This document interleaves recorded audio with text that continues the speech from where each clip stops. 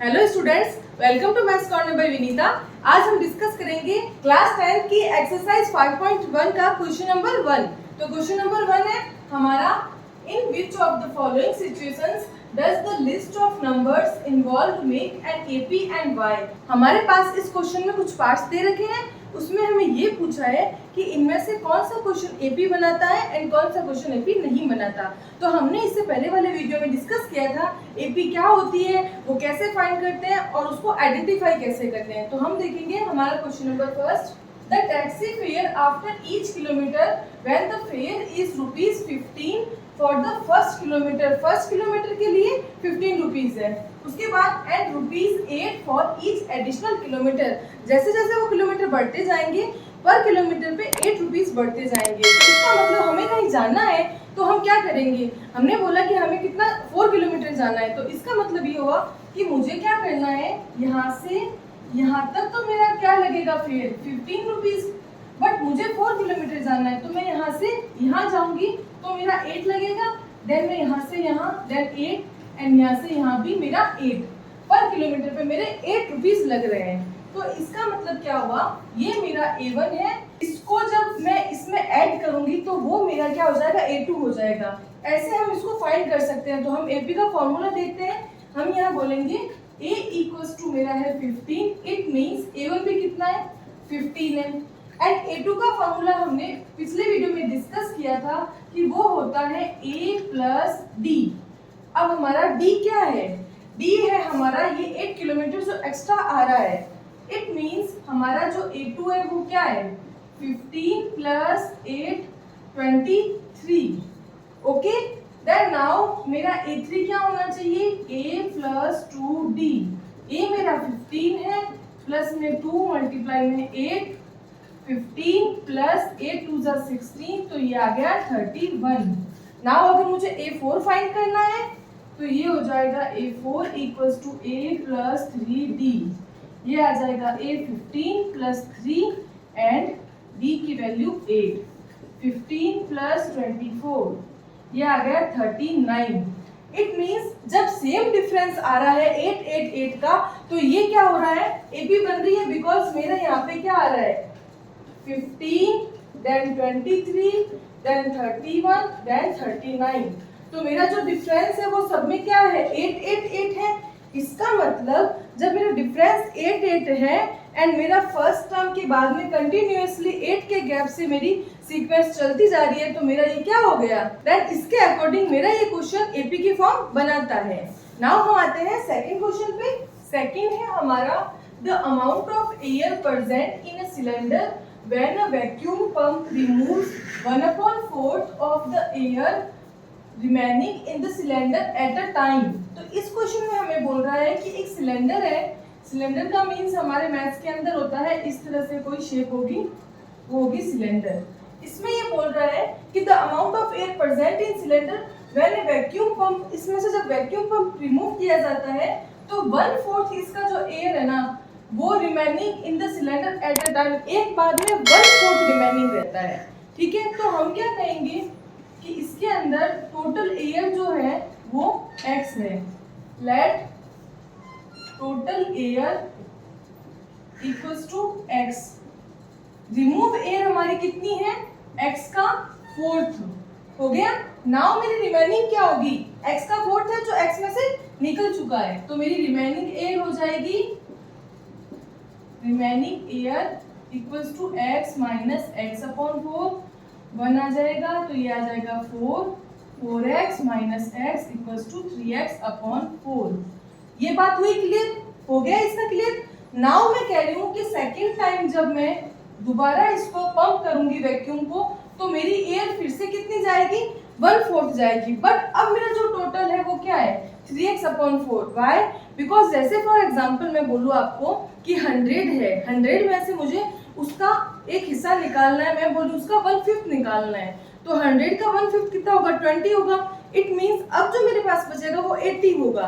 तो मुझे जब दोबारा पंप के लिए नीड है तो मैं क्या करूँगी, उस 80 में से निकालूंगी जो भी निकालूंगी। तो अब 100 का कोई काम नहीं है, इट मीन्स यहाँ पे भी अब इस x का कोई काम नहीं है। अब मैं जो भी काम करूंगी वो इसके साथ होगा। तो अब मेरा होगा remove air equals to 3x/4 की मल्टीप्लाई करेंगे हम 1/4 से। इसका 1/4 होगा ये, इसको सॉल्व करेंगे तो आ जाएगा 3x/16। नाउ मेरी रिमेनिंग एयर होगी 3x/4 माइनस 3x/16। एलसीएम लेंगे, 16 आ जाएगा एलसीएम, ये आ जाएगा 4 3 जा 12, 12x माइनस 16 पे 16 कट हो जाएगा तो ये आ जाएगा 3x। देन ये होगा 9x/16। तो मेरा फर्स्ट था x, देन मेरा टोटल हो गया 3x/4। अब यार जो लास्ट ये वाला है ये 9x/16 मींस इसके बाद अगर मैं फिर से वैक्यूम करूंगी तो मुझे इसका 1/4 निकालना पड़ेगा। इट मींस मेरी जो सीक्वेंस है वो किस वे में बन रही है, x 3x/4 9x/16 इस हिसाब से बन रही है। तो अब मैं चेक करूंगी कि क्या इसका और इसका डिफरेंस एंड इसका और इसका डिफरेंस इक्वल है या नहीं है। नाउ हम देखेंगे D1 मेरा क्या आएगा 3x/4 माइनस 1। एलसीएम लेंगे तो ये आ जाएगा 4 से 4 कट हो जाएगा 3x माइनस 4x तो ये आ गया माइनस का x/4। नाउ मेरा D2 है, D2 क्या आएगा 9x/16 माइनस 3x/4।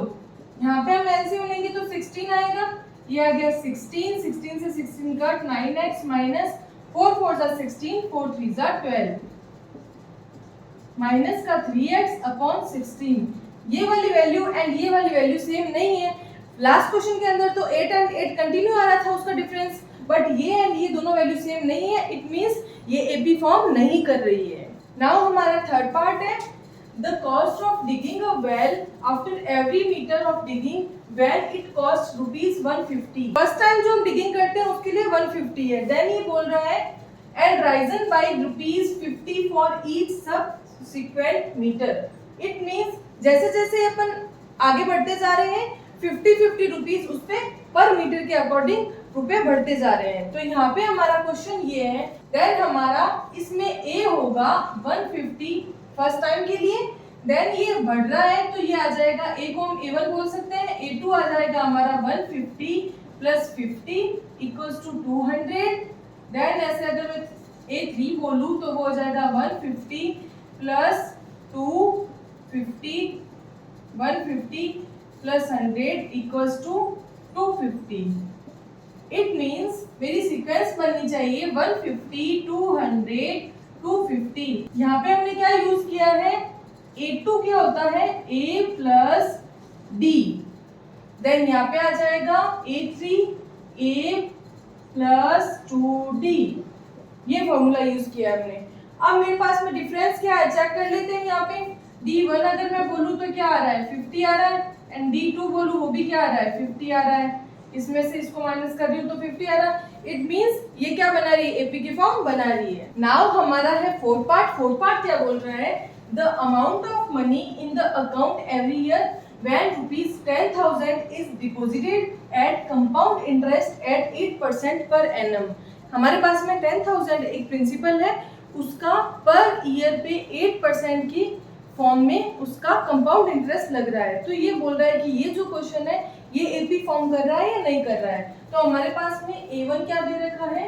नाउ हम इस 10,000 के लिए क्या करेंगे, इंटरेस्ट निकालेंगे फर्स्ट ईयर का। इंटरेस्ट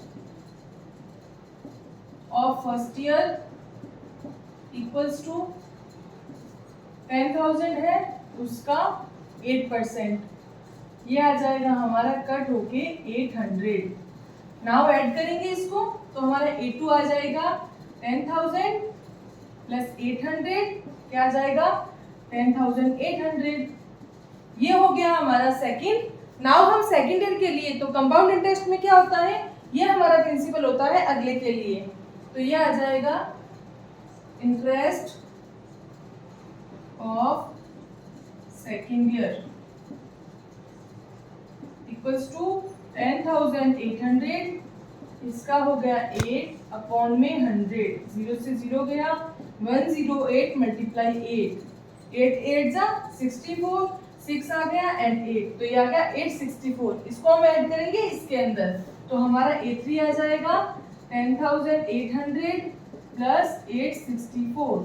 ऐड करेंगे यहाँ पे 10,800, इसमें 864 ऐड करना है, 4 6 8 and 8 16 1, ये आ जाएगा 11,664। 11,664। नाउ हमारा A1 A2 एंड A3 इनको हम देखेंगे तो ये हो जाएगा हमारा 10,000, देन हमारा 10,800, देन हमारा 11,664।